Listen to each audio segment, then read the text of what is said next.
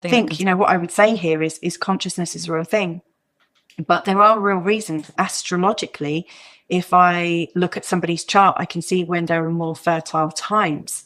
So there are particular things that there's something called the progressed moon that I would study in somebody's chart. And you can see the times when the progressed moon is lined up in a certain way. You think, oh, somebody might be getting ready to bring a child earthside. Welcome to The Reluctant Medium, where we cover the gamut of out there conversations. With an open mind and a curious heart, we want to talk about it all, from psychic phenomena and energy medicine to beings from other star systems and out-of-body experiences. You'll find a great balance between grounded science-backed topics and others that science hasn't quite caught up to yet.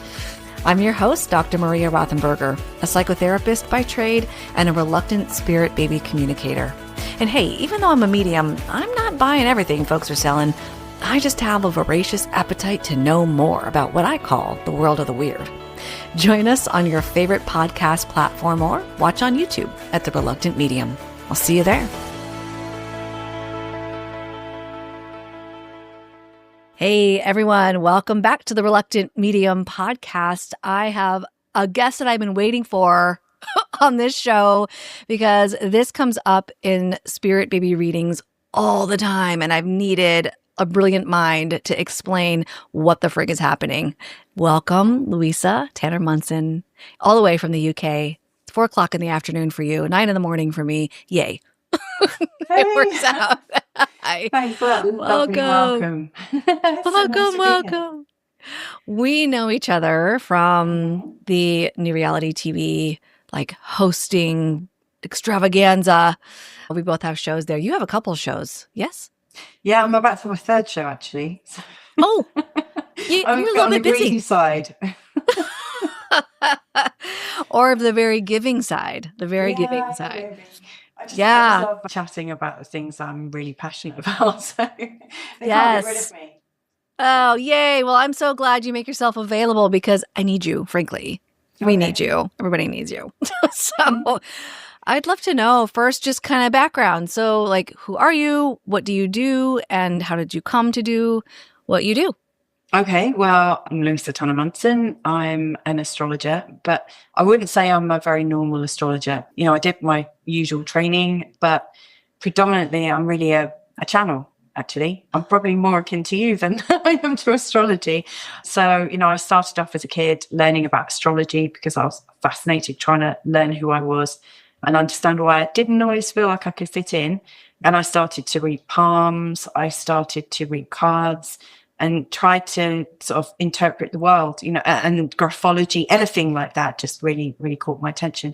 But the thing that was really freaky was when I was like reading palms at parties. I used to use it as a bit of a parlor trick. I would have these moments where all of a sudden information would come to me through the palms. And I would be able to say things that you really wouldn't be able to know just by looking at the lines. And it would freak me out, and I would kind of step back from it, especially like coming into puberty. I was really, really sensitive to it. And so I practiced astrology, or I studied astrology in my late teens because it seemed like the more formal and the less woo-woo thing that I could do.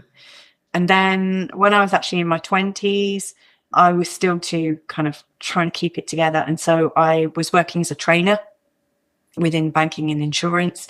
And so in my spare time, I studied hypnotherapy and timeline therapy and NLP, because again, I wanted to get slightly into the woo-woo, but not completely out myself in a way that, might be a bit embarrassing, or, where I would feel embarrassed. Because, I was stepping out of my family context. My family are very normal and very grounded people, and they didn't really understand. I remember I was a bit of a traveller. I lived in France for a while, and my dad said, why can't you just be normal? I think he just wanted me to go to university, do very normal things, and just wasn't really my bag, I guess. So it took me a while to come out as an astrologer. I did that when I became a mum. Really started to use that a lot. And so I sort of apprenticed for quite a while. I've been practicing on friends, and anytime something weird happened in the world, or if somebody died or got married, or, anything that's unusual or kind of life transforming, I'd always look at the birth charts, the astrology of the related people. And so I just had this wealth of experience. And then in the last 15 years, maybe 15 years, I would say, I've really sort of come into my own, and yeah. And I've been practicing with real life clients well over a decade now. So, oh my gosh. yeah, so that's kind of me. But like when I do astrology, I see the chart and I get pulled in. It feels like it's a portal, so I get insight, so it's intuitive insight. I follow these astrological rules only really at the start. And then after that, I just feel like I get sucked in to this kind of web of information that's really rich. And yeah, and I find it fascinating. Oh, no kidding. That's so cool. It reminds me a little bit of like when I do a past life regression session for folks, I'm also clairvoyant, so I get to travel with them. It's sort of that same combo. You do the same thing. Yeah. Yeah, I mean, I find that when I'm working with people with hypnotherapy and timeline therapy as well, that I tend to be kind of multi-sensory with it. All the players are all really lit up. But yeah, in my day-to-day, I teach astrology and I work with people using astrology as a consultancy. And my real aim is to help people heal, to feel like they can find a bit more space and room to be able to, make the next step on their own, knowing that they're trusting in themselves. And I guess that's my approach. That's how I want to be. Yeah.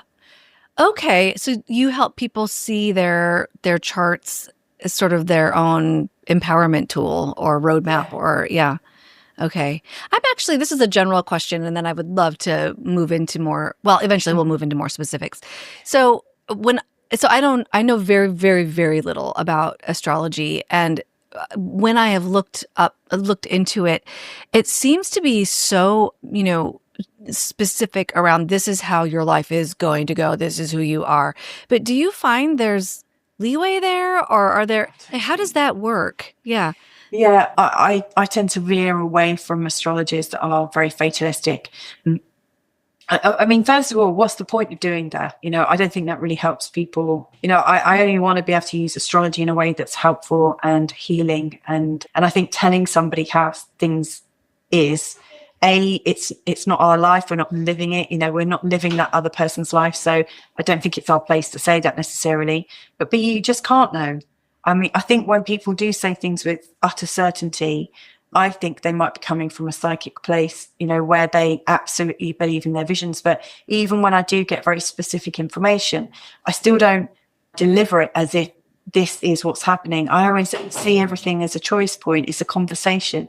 And, if the person I'm working with has a new experience that changes them or moves them, then everything else shifts with them. The moment you make a new decision about anything, your reality is shifting in real time. So, I almost feel, from my perspective, that way of working with somebody in definitives, I don't know, to me, it doesn't feel very much like it's really helping in that person evolving and working through their issues. I think at best it's a tool and it's a story as well. I mean, all of the signs, all of the planets, all of the houses, the constructs of astrology are a story. They're telling a story of your life, and they're telling a story of choice and opportunity.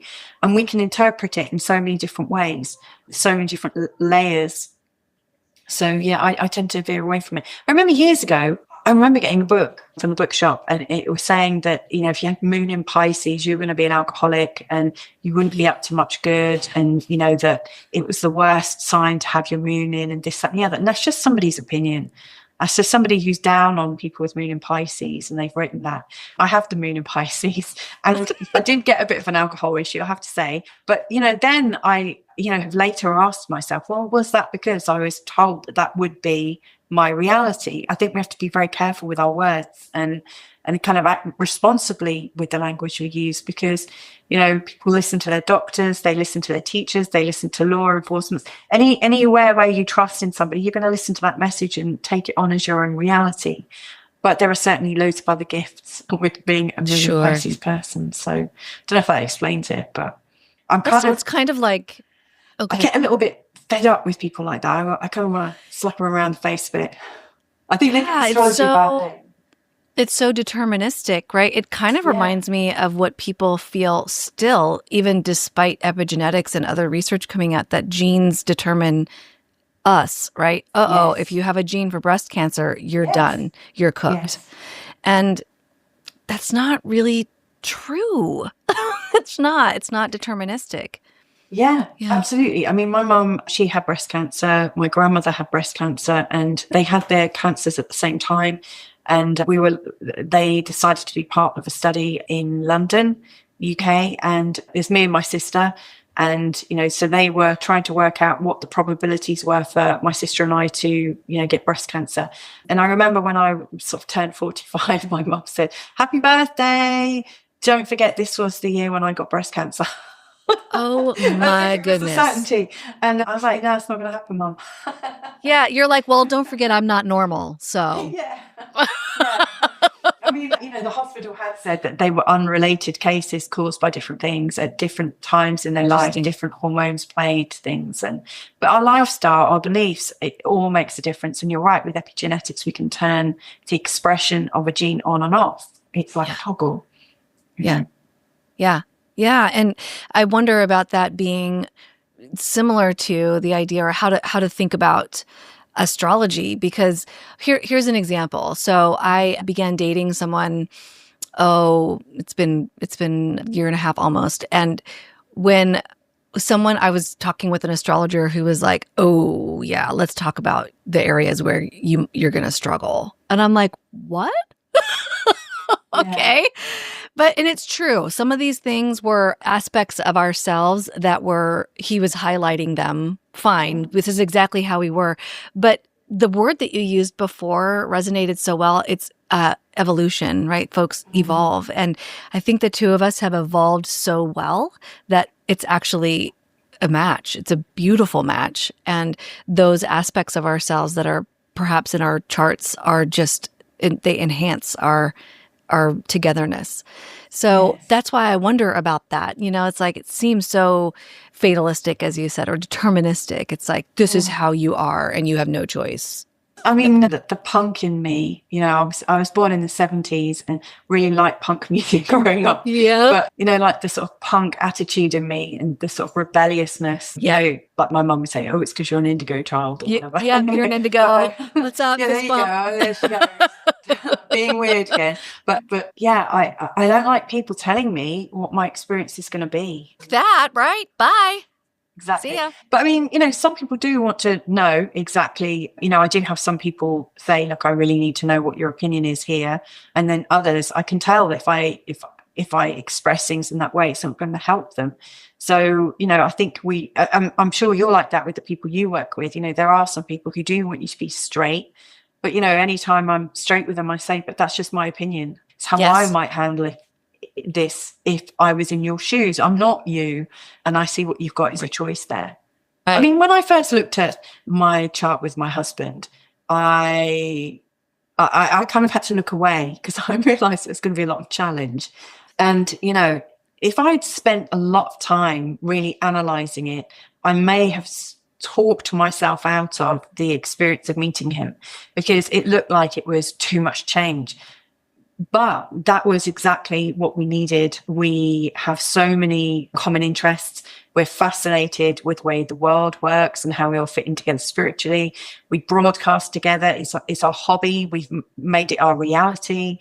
We've got 3 children, which, for him he's 10 years older than me. And I didn't start having children until I was 30, just 37. I had my last one. I was almost 44. So, we were kind of flying very loose and free, not really planning things. Now, that wouldn't have happened if I'd have played it safe and gone for a safe person. But I wanted the adventure. We've migrated. We actually, although we're both from London, we now live in Portugal, in Europe. So, we made so many different changes. And again, the astrology that looks challenging, that could be good challenging or also terrifying challenging. And sometimes it's both.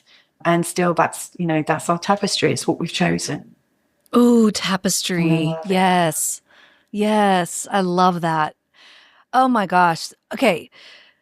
I have so many questions. Where shall I start? So when I looked at astrology, I cannot believe You say, and I say, and a lot of people say, oh, it's pretty woo-woo. It's freaking scientific. It is, yeah. Like, am I wrong? No. It seems so sciencey. The planet, like your actual birth chart itself, is based on astronomy. It's based on the combination of astronomy, so like the position of the planets and the orbit that is observed from our place on Earth.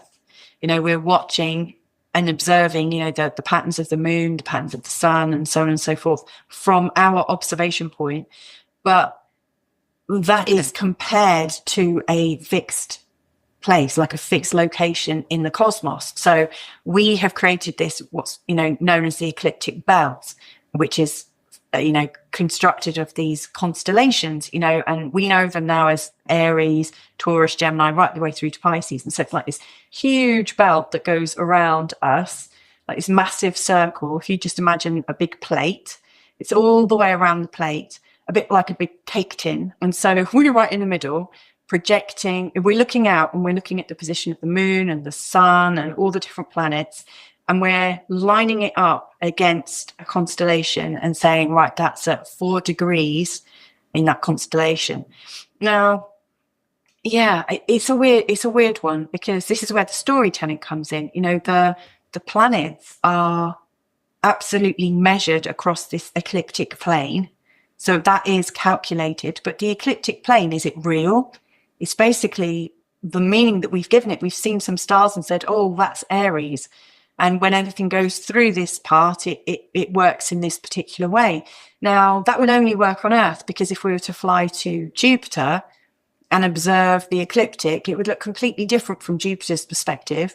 If Elon has his way and moves us all to Mars, that's astrology gone. We'd have to recalibrate it all and make new stories.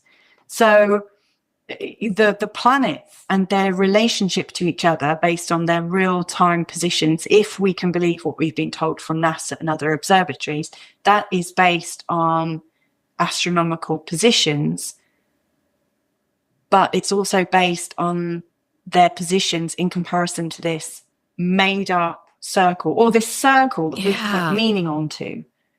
Okay. So it's a bit like, I don't know. I mean, one of the things that makes it feel real to me is if enough people believe in something, it becomes real. Like we observe a narrative, we start to behave like I think we can manifest things together. So over time, observations have been made that when the moon goes through the constellation of Aries, and Scorpio in particular, that there are really, really strong emotions going on, quite fiery emotions, and emotions that really stir us. And, when Venus is going through the sign of Libra, for instance, that, we are quite happy and content. When it goes through Aries, not so much. So there are these observations, and over time we've made judgments about them. But what I prefer is to look at and this is where it gets kind of really interesting. I like the mathematical patterns that the planets form to each other. So as they're going around the outside of the circle, they're never always in the same space. If you imagine all the hands of a clock face, so right now I'm looking at a clock right above me, and it's got a minute, a second, and an hour hand. So they're all going at different speeds. And so if all of those were planets, they would all start at the same point, but one of them would start lapping within a minute, and so on and so forth. And so the planets are all moving at different relative speeds. And so there are times when one planet and another are 120 degrees away from each other, with us being in the middle. So we make these like triangles, and they start to make patterns. And so what has been observed is when planets are a certain distance from each other and making these angles, we have a certain kind of quality of energy. And so people talk about trines as being very lucky and flowing, and squares as being really difficult and frustrating, and oppositions, i.e. at the full moon, when the moon and the sun appear to be in different parts of the sky, we feel very torn and pulled. And at the new moon, it's like a clean sheet. So it's a whole new language. Oh my gosh, literally a whole new language. Yeah, I wondered about how folks, because you're right, I feel like especially a group of people can create massive change energetically. Mm-hmm. There's been research to actually support that. which we can go down that rabbit hole, but whatever. I love heart math stuff. So. Yeah, heart math stuff, meditation in Washington, D.C., the crime levels went down by 50% or something. Anyway, lots of stuff to support it. But the idea around, I'm wondering how people have come up with this, or, right, like you said, we've developed this story around how, the belt and the planets and all that and the constellations and what they mean. And I'm wondering if they were developed because of observation, because of data collection, because of taking notes or something. I don't know. Is that how did these stories come? Why does Taurus, I'm a Taurus, why are Taurus people seen as super grounded and they like material stuff, which I don't really do. So, except for my crystals behind me. I've got a whole heap of them in front of me. I've got a lovely piece of gardening. I'm surrounded by plants. I love plants. Yeah. I mean, it's fascinating. I guess, like, historically, and again, I like to talk about things when I can know them, with some certainty and from experience. So it always freaks me out a little bit when I'm talking historically about how it all came to be, because, we might find out in 10 years' time or 100 years' time that what we know to be our past was just a load of stories that were made up, So my understanding is that it was really helpful in terms of agriculture. So in terms of the moon to the full moon, it's a waxing moon phase. The moon is gradually getting bigger and bigger and bigger. That's the time when you're planting out, when you might be sowing seeds, maybe not right on the full moon, but just after. Hair apparently grows faster between the new moon and the full moon. And like during the full moon and the new moon, when it's waning and the moon's getting smaller, it's the time to tidy things up. And so I think people started living in tune with the moon, and they noticed that, wars broke out more often when, different things happened. But I mean, like, initially when they started, if what we've been told is completely true, they'd have only been able to see Venus and Mars, and the moon, and then as things progressed, that people were able to see more and more and further and further. And so our observations have grown. But I think things changed when we got the printing press. So I think a lot of this knowledge was kept secret for quite a while. There's lots of astrologers that talk about these huge astrology libraries in the Vatican and things like that. When I look at the dates of big ceremonies, the dates of when royal children are born, coronations and things like that, I think, that's interesting that astrology is happening on that day. To me, it doesn't, a lot of the children that we hear about being born from the royal families, we hear that there's some kind of medical intervention. There's a lot of babies coming in around eclipses. So I noticed that a lot of big events happen, in these kind of slightly different societies. We're not talking about everyday people. There's a lot that seems to happen at very extreme times. Like, for instance, coming up to just before the pandemic that everyone was talking about, lots of astrologers were saying, oh my God, what's going to happen? What's going to happen? Because we had this combination of 3 planets, like the hands on the clock, all coming together at the same spot. So one of them was Pluto.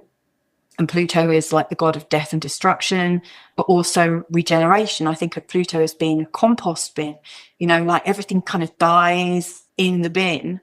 However, it breaks down into the lovely molecules and microbes and this, that, and the other, and then new life comes from it. So it's very much the phoenix. It's the resurrection, so Pluto, with its ideas of death and dying, and it's pretty permanent, it's slow moving and it takes a while, but it has massive impact.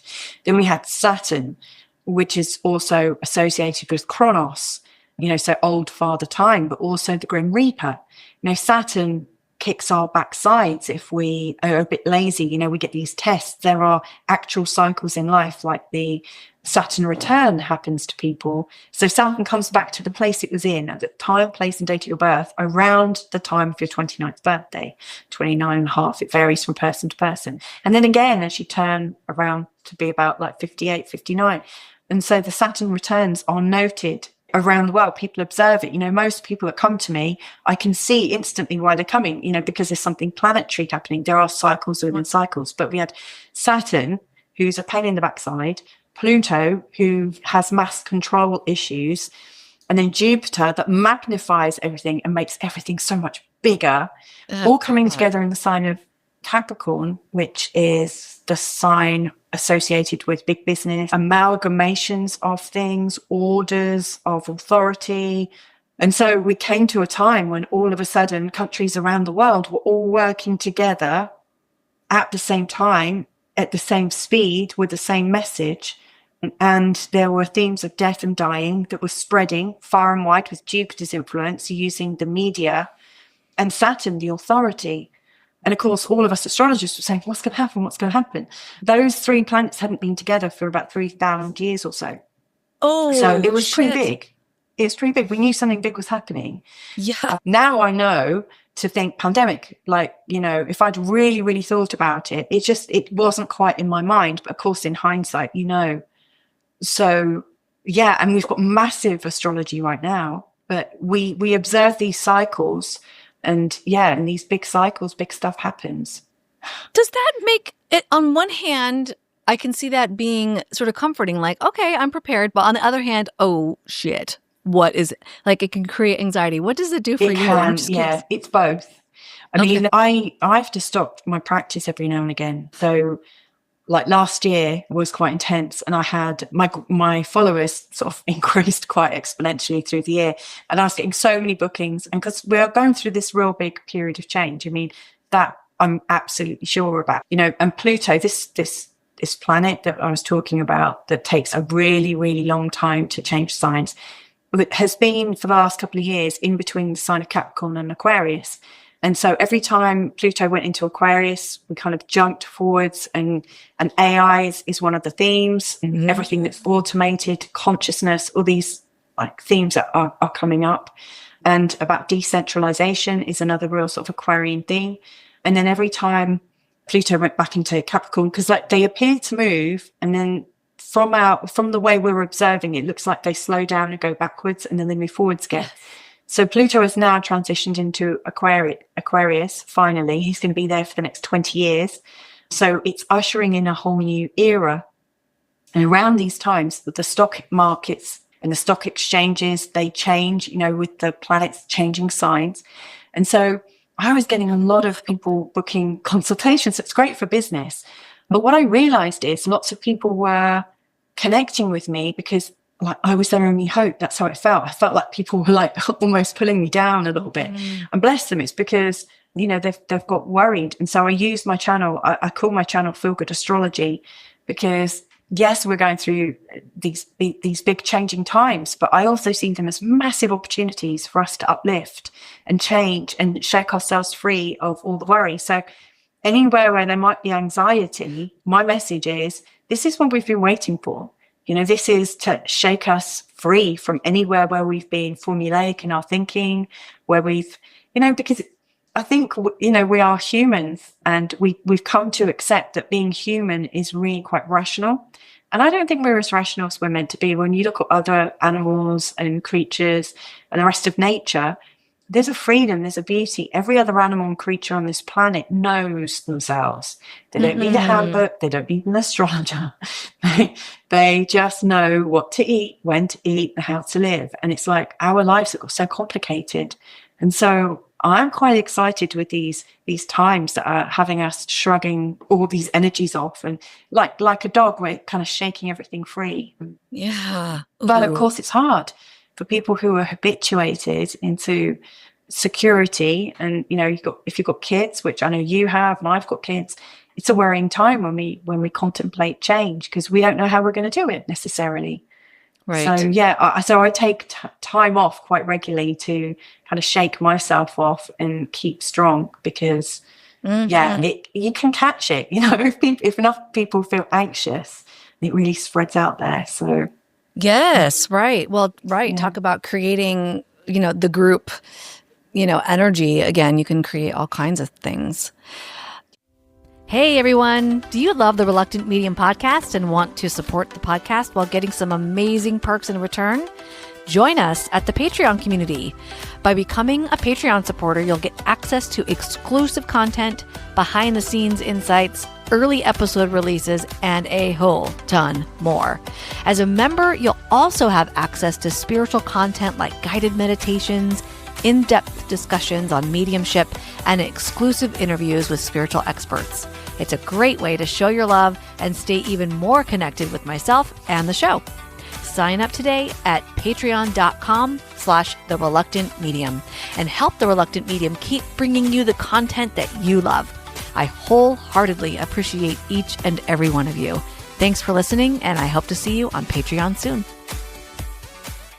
Thank you for all of that. That is amazing stuff. And I know that we can go deeper, deeper, deeper. There's so much to know about astrology that is just mind-blowing.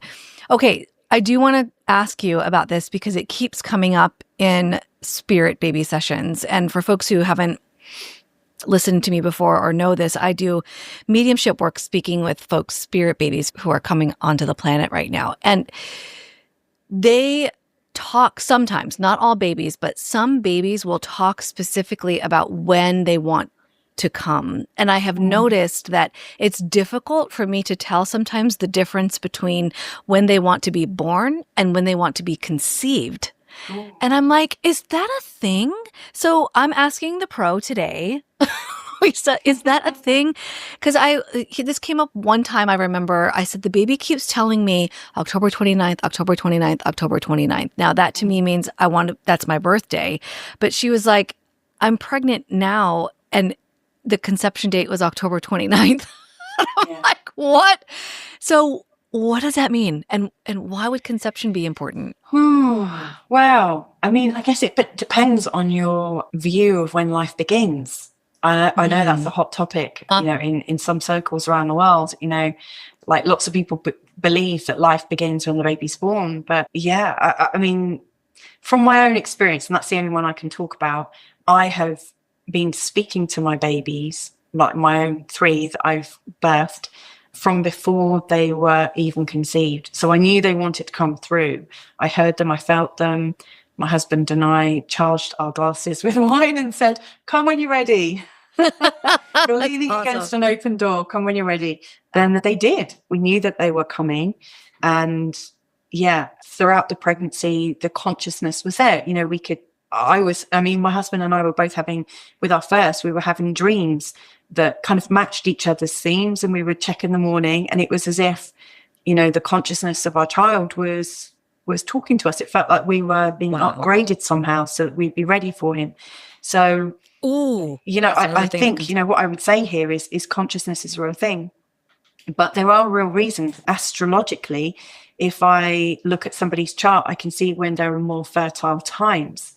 So there are particular things that there's something called the progressed moon that I would study in somebody's chart. And you can see the times when the progressed moon is lined up in a certain way. And you think, somebody might be getting ready to bring a child earthside, or something big's about to happen. So, for instance, my husband has got 5 children. He's got 3 with me.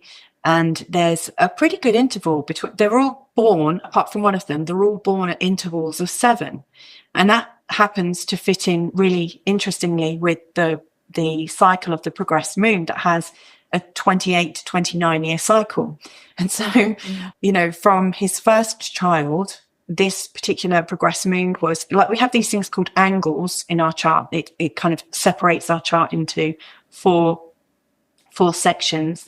And these angles are very, very sensitive points. When a planet goes over it, it triggers an experience in us. But these are really, really sensitive angles. And the progressed moon, I think, and it's not even a real thing. That's the thing. It's a calculation, but it's so interesting because when the progressed moon goes over one of these angles, something extraordinary is happening that is moving us in our life. And 4 out of 5 of his babies were born when it was crossing one of his angles. For me, the progressed was in alignment with one of my planets. But there's never only just one sign. There's usually quite a few signs.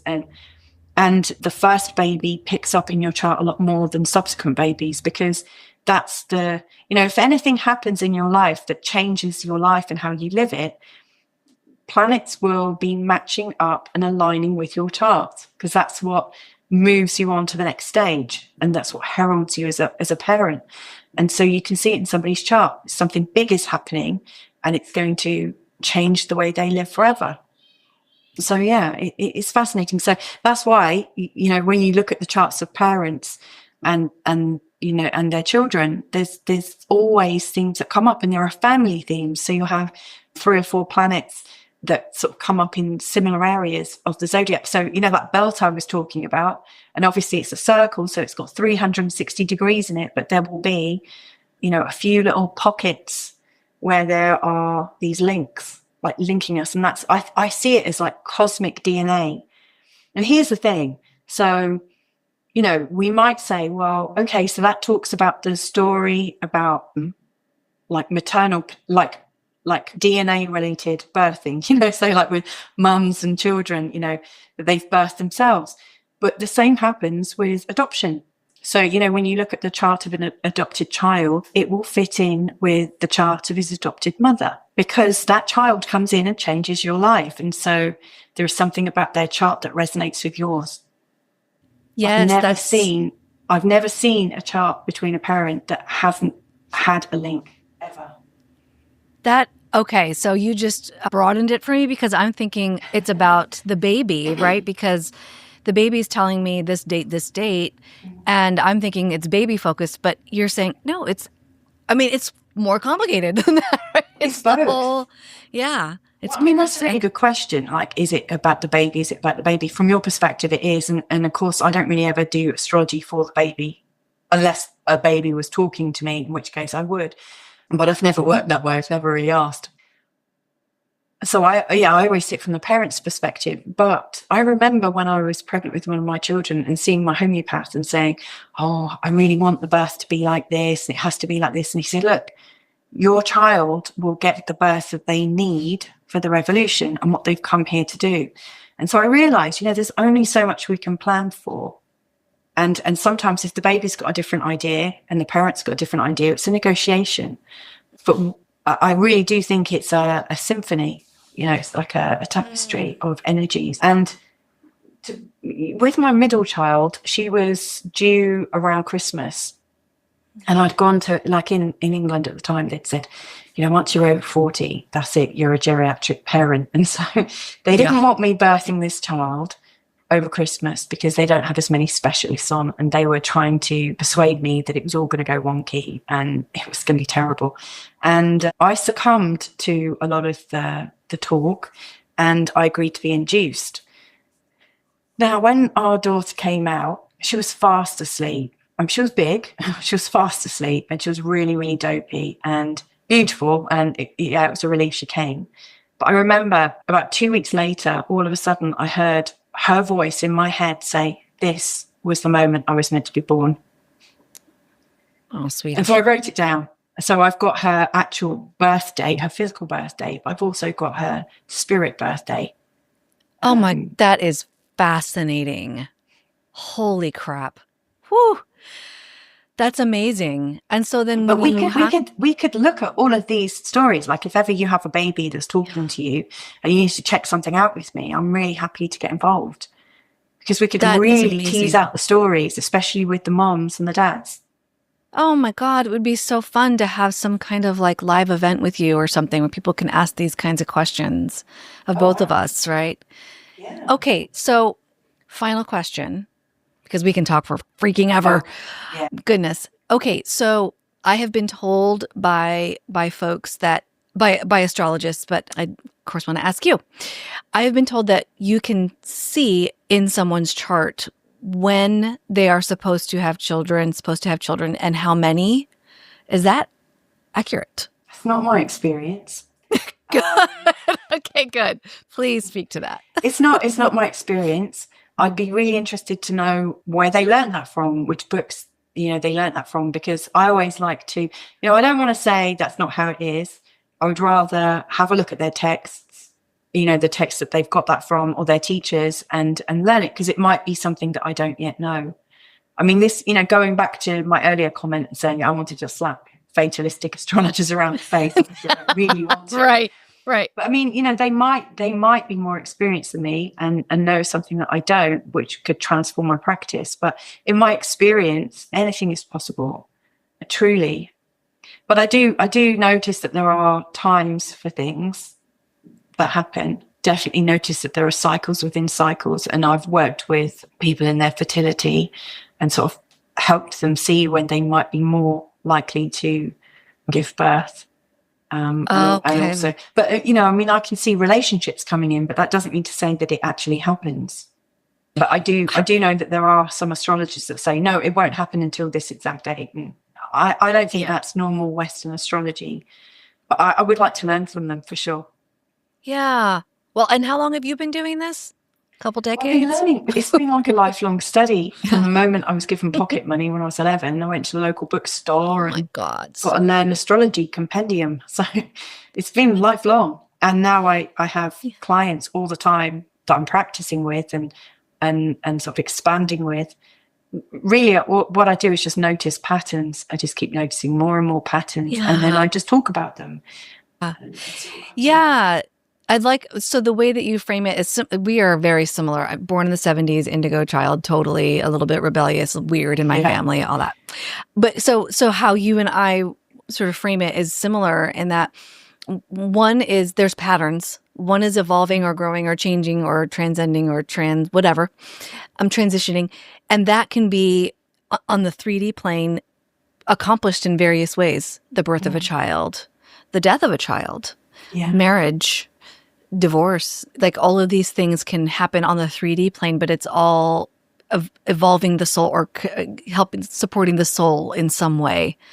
Yeah. So, right, to say you're going to have, 7 children and they will be born on these dates. And it seems a little bit like, what? I mean, if that's true, then that's a different type of astrology that I haven't learned. I mean, there's a quite well-known astrologer that I'm going to be interviewing for our show soon, and he was at our wedding 14 years ago. I mean, he's a good egg, and he said to me, because I was talking about trying to know exactly when my children were going to come, and try as I might, I couldn't find the exact date that any of them were going to be born. He said, "You'll never ever do it. At the best, you just can't. But when you do see it, you'll see the pattern." Yeah, it's really hard to see. You can always see it in hindsight, and it's the same like with deaths. Lots of people, they are looking for definites, so they know how, so they can calm themselves and they can manage their life a little bit easier. You can't really see death in somebody's chart as easy as you can see mourning in the charts of people that lose somebody.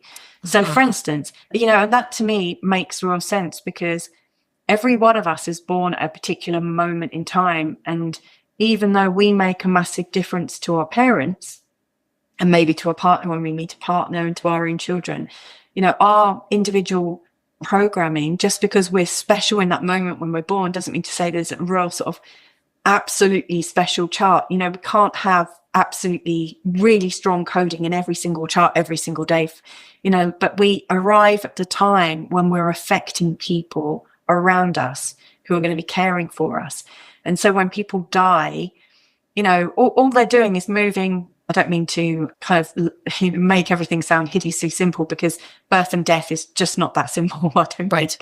But, like a baby coming forwards, it's like they're coming, from my perspective, I'm just talking for myself, it feels like they're coming through a veil. I know there's obviously a physical process, but to me, it feels like the consciousness has come from somewhere else and it's manifesting here.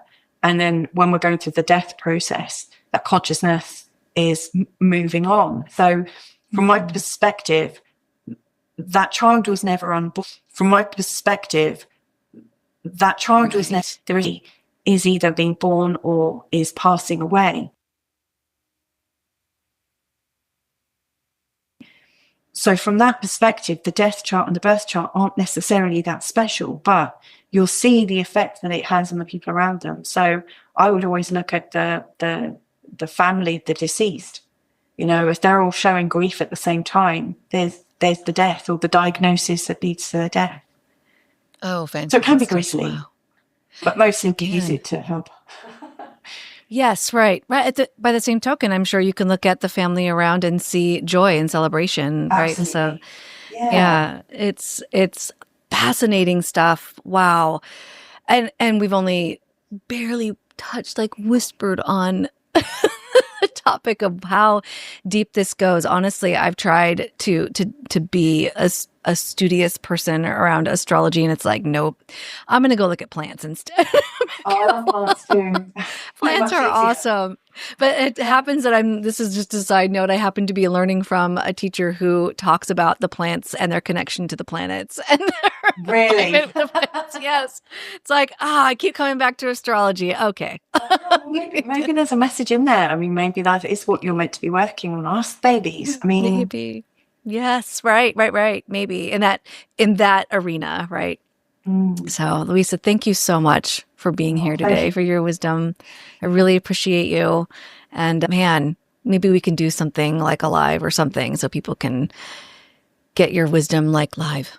I Amazing. would totally be up for that. Absolutely. I'd really like to thank you for those really great questions, because, you've really kind of stretched me a little bit to sort of expand on how I think about astrology as well. So, oh, awesome. Thank you so much. Of course. Yeah, that might be my psychotherapy self. I don't know. Let's think deeply about this. That's awesome. Well, people can find you where? Where's the best way? They can find me on New Reality TV on The Moment Show, Monday to Friday. That's with my husband, where we chill out and help people just relax and just I don't know, find a nice feeling in the moment. That's the whole purpose of it, is just to kind of create a nice live community where we can all come together and share and help each other. I'm going to be starting a new show in April called Know the Stars, Know Yourself. So I'll be teaching astrology from word go. So every single episode will be adding into your knowledge so that one day you'll be able to look at your chart and be able to interpret it. So I'm not teaching how to do the calculations, because there's so many computer programs that do that for you, but how can you interpret your charts? That's my big passion. Oh, yes. That's a good point. People can get their own chart calculated, but to interpret it is a whole other thing, isn't it? Yeah, I want to share it as far and as wide as possible and make it as simple as possible for people. So we'll see. I can't wait to join that and watch that show. That's newrealitytv.com. Oh, yeah. And they can also check me out on my YouTube channel as well. So that's Feel Good Astrology. That's where most people find me at the moment. So nice. Excellent. All right, good. We've got, and of course, all these will be linked up in the show notes as well, folks. For listening or you're watching on YouTube, just click links below. You'll find Luisa. Thank you so much, Luisa. You have a beautiful, beautiful rest of your day. You too. Thank you so much, and lots of love. If you're listening, so much love to you. Thank you for joining the Reluctant Medium podcast today. I hope that this episode has brought you beautiful, high vibration, and that it continues emanating from your heart space for the rest of the day and beyond. Don't forget to join the Reluctant Medium on patreon.com, and you can also visit thereluctantmedium.us and the Reluctant Medium TV show on newrealitytv.com. Until next time, my friend, may you be well.